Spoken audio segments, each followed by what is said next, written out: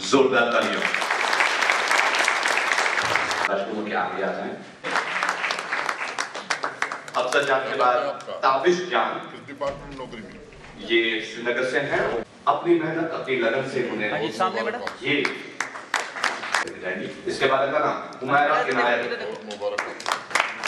ये अपॉइंटमेंट हुमायरा के बाद अगर ताबिया लाजुम है और ताबिया के बाद सैयद जुनैद रज़वी कर चुके हैं। जी हाँ, अपनी मेहनत उवैस अहमद वानी ये जल्द की बात है।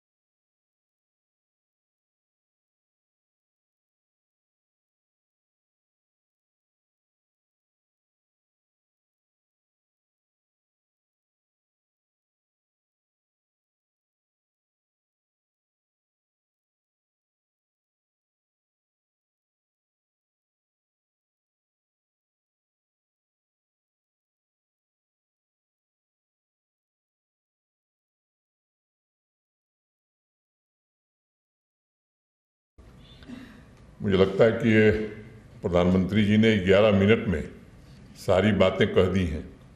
मुझे दोहराने की बहुत आवश्यकता नहीं है, लेकिन मैं अपनी ओर से उन नौजवान बहनों को, उन नौजवान भाइयों को विशेष रूप से बधाई देना चाहता हूं, जिन्हें आज नियुक्ति पत्र मिला है।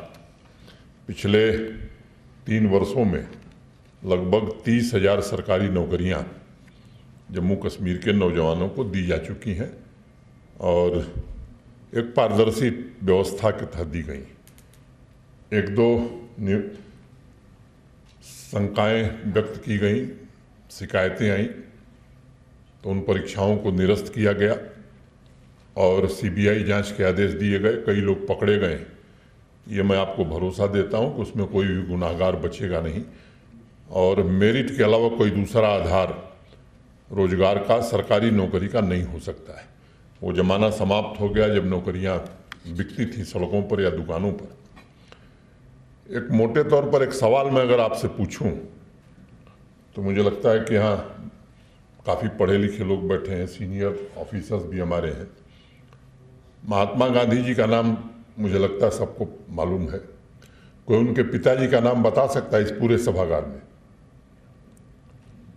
अब मोहनदास करमचंद गांधी है तो करमचंद गांधी मत कह दीजिएगा। सही नाम किसी को मालूम है? कोई, एनीबडी? किसी को नहीं पता। सरदार अब महात्मा गांधी का योगदान इस देश के लिए आप अगर विचार करिए तो उतना योगदान शायद किसी का होगा। सरदार पटेल के पिता का नाम किसी को मालूम है? किसी को नहीं पता है। हमारे देश की असली दिक्कत यही रही है और इसके कारण प्रतिभाओं का हनन हुआ है। कुछ खास लोगों के नाम से सड़क, विश्वविद्यालय, सारे संस्थान और उनके नाम नहीं, उनके आने वाली पीढ़ी तक के नाम को देश जानता है। लेकिन जिन लोगों ने सब कुछ इस देश के लिए कुर्बान कर दिया, जिन्होंने कुर्बानी दी, उनको कभी यह लालसा नहीं थी कि हमारे परिजनों का नाम कोई जाने। इस व्यवस्था ने देश का और जम्मू कश्मीर का बड़ा नुकसान किया। और इस व्यवस्था में होता क्या है कि जो हमारे इर्द गिर्द है वो तो लाभ पाएगा, जो हमारे व्हील्स पर चलेगा उसे तो लाभ मिलेगा, जो हमारी मर्जी से नहीं चलेगा उसको जितनी दुश्वारियां झेलनी होती हैं वो झेलनी पड़ती हैं। ये व्यवस्था प्रधानमंत्री जी ने देश में बदला है और मैं कह सकता हूं कि 3 साल में जम्मू कश्मीर में भी बदलने में काफ़ी हद तक हमें सफलता मिली है। अब कोई ये नहीं कह सकता कि किसी की सिफारिश से किसी को नौकरी मिल सकती है। मुझे याद है मैं जम्मू में था ठेले पर सब्जी बेचने वाले की बच्ची मेरे पास आई मिठाई लेकर के, और उसने मुझसे कहा कि साहब मैं मिठाई लाई हूँ, गेट पर सिक्योरिटी के लोग आने नहीं दे रहे थे। मुझे किसी ने कहा कि साहब एक बच्ची आई है और वो आपके गेट पर खड़े, मैंने कहा बुला लो। मैं जब मिला तो उसने कहा साहब मैं तो जीवन में सोच ही नहीं सकती थी कि जम्मू कश्मीर में मुझे सरकारी नौकरी मिल सकती है। मेरे पिता तो ठेले पर सब्जी बेचते हैं। एक नौजवान मुझे अभी 6 महीना पहले यहीं आया था घाटी का, उसने कहा साहब हमारे गांव में हमारे पंचायत में अब तक सरकारी नौकरी उन्हीं को मिली थी जो रसूखदार थे, जो कुछ लोगों के यहाँ कुछ लोगों के यहाँ जाते थे। मुझे नौकरी मिलेगी अपने पिताजी के साथ है, ये तो हमने और हमारे परिवार ने सोचा ही नहीं था। तो मुझे लगता है कि व्यवस्था वही ठीक है जिसमें टैलेंट का, जिसमें मेरिट का ख्याल रखा जाएगा, और इस व्यवस्था में सबको लाभ होता है। उस व्यवस्था में मैं नहीं समझता हूं किसी आम नागरिक को लाभ हो सकता है। ये भी सच है कि सरकारी नौकरियां सबको नहीं दी जा सकती, और हम लोग प्रयत्न पूर्वक ये कोशिश कर रहे हैं कि स्वरोजगार के अवसर भी नौजवानों को, नवयुवतियों को बड़ी मात्रा में उपलब्ध कराए जाए। पिछले 3 वर्षों में 5.25 लाख लोगों को स्वरोजगार से जोड़ने में सफलता मिली है। ये जो बैक टू विलेज कार्यक्रम शुरू हुआ है, इसमें भी 2 बड़े महत्वपूर्ण लक्ष्य, एक हर पंचायत से 15 नौजवानों को, नवयुवतियों को, नौजवान बच्चों बच्चियों को चिन्हित करना, और वो कैसे स्वरोजगार कर सकते हैं, सेल्फ एम्प्लॉयमेंट कैसे पा सकते हैं, बैंकों के साथ मीटिंग करके उनको निर्देश दे दिया गया है। और केवल आपकी जानकारी के लिए मैं बताना चाहता हूं, 10 लाख रुपए तक बैंक आपको आर्थिक सहायता अगर देता है तो किसी कोलेटरल की जरूरत नहीं है। किसी भी व्यक्ति से अगर कोई बैंक कोलेटरल सिक्योरिटी मांगता है 10 लाख ऋण के लिए, आप लिखित सूचना दीजिए, मैं आपको भरोसा देता हूं कि वो बैंक दूसरे दिन बंद हो जाएगा, चाहे वो सरकारी हो चाहे गैर सरकारी। इस पर पूरी तरह से हम लोग मुतमईन होकर के काम करना चाहते हैं। और प्रतिभाओं का जहां तक सवाल है, मैं कह सकता हूं कि जम्मू कश्मीर में जो प्रतिभा है वो निश्चित रूप से 30-35 साल में देश के अनेक हिस्सों में मुझे जाने का अवसर मिला है। किसी भी राज्य से बेहतर टैलेंट यहाँ है, किसी भी राज्य से। और जिस तरह बच्चे आज आगे बढ़ रहे हैं, खास तौर से बच्चियां जिस तरह से आगे बढ़ रही हैं, वो निश्चित रूप से बहुत ही उत्साहवर्धक है। जिस विश्वविद्यालय के, जिस यूनिवर्सिटी के कन्वोकेशन में मैं जाता हूँ, 70% गोल्ड मेडल बच्चियां प्राप्त कर रही हैं। ये बहुत ही सुखद अनुभव है, मैं समझता हूं ये होना भी चाहिए। और दूसरी जो बात बैक टू विलेज में तय की गई कि हर पंचायत में 20 यूथ को आइडेंटिफाई करना और उन्हें स्किल डेवलपमेंट की ट्रेनिंग देना ताकि वो रोजगार पा सकें। ये इस पर कोशिश होगी। मिशन यूथ के हमारे सीईओ यहाँ बैठे हैं। मैं कह सकता हूं कि बड़ी मेहनत से पिछले 1.5-2 सालों में मिशन यूथ को गति प्रदान करने में सीईओ मिशन यूथ ने काफ़ी अपनी भूमिका निभाई है। और भी सरकार की जो विभिन्न योजनाएं हैं स्वरोजगार की, उन सबको एक साथ इंटीग्रेट करके हम पूरी कोशिश करेंगे कि अधिक से अधिक स्वरोजगार के अवसर मिले। और सरकारी नौकरियों के जो रिक्त पद हैं, आप में को मैं बताना चाहता हूं कि पिछले बार जब शिकायतें आई सब इंस्पेक्टर की भर्ती में, और 2 और शिकायतें आई थी, मैंने निरस्त किया था, सीबीआई को जांच दी थी। मोटे तौर पर अधिकांश लोग पकड़े जा चुके हैं, जांच अंतिम चरण में है।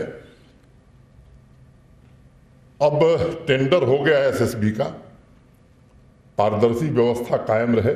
मैं उम्मीद करता हूं कि नवंबर माह में वो तीनों परीक्षाएं पहले प्राथमिकता के आधार पर होंगी, और शेष जो 11,075 पद हमने चिन्हित किए हैं उनकी भर्ती का काम भी इस वर्ष पूरा किया जाएगा।